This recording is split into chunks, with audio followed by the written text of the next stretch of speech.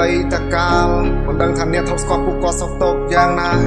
នឹកដល់ពេលវេលាធ្លាប់រៀនជួបគ្នានៅឯសាលាតែពេលនេះបែកគ្នាមិនដឹងពួកគាត់ទៅដល់ទីណានៅកាលនៅពីក្មេងធំលេងសប្បាយជុំគ្នានៅកាលនៅពីក្មេងលេងឡានដឹកដីជុំគ្នានៅកាលនៅពីក្មេងយើងទៅសាលាជុំគ្នាសតែដល់ពេលធំឡើងពួកយើងក៏ប្រែជាបែកគ្នាតែពេលនេះពួកឯងទៅដល់ទីណាហើយឯងសួរគ្មានអ្នកឆ្លើយតែពួកឯងសុខទុក្ខយ៉ាងម៉េចហើយនៅពេលវេលាមិនអាចមកក្រោយនៅកាលពី10ឆ្នាំមុននៅឆ្ងាយសម្លឹងកោះត្រោយបែកគ្នាដូចជារត់ឆ្នាំប៉ុន្តែមិនដែលបានជួបគ្នាអង្គុយសម្លឹងទឹកភ្លៀងដូចជានឹងមិត្តគ្រប់គ្នាហើយចាប់ពីពេលនេះទៅមិនដឹងថ្ងៃណាបានជួបគ្នាច្រើនឆ្នាំហើយដែលពួកយើងបានស្គាល់គ្នាតើអ្នកមាននៅចាំទេយេតើនៅគ្រាកាលនោះទេ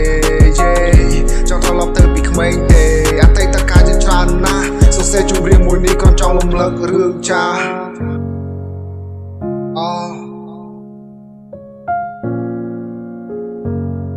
Simultaneous kill this one. They don't see it, Monty. មានអារម្មណ៍ថានៅគ្រាមួយអតីតកាលមិនដឹងថាអ្នកធ្លាប់ស្គាល់ពួកគាត់សុខទុក្ខយ៉ាងណានៅដល់ពេលវេលាធ្លាប់រៀនជួបគ្នានៅឯសាលាតែពេលនេះបែកគ្នាមិនដឹងពួកគាត់ទៅដល់ទីណានៅកាលនៅពីក្មេងធំសោកសប្បាយជ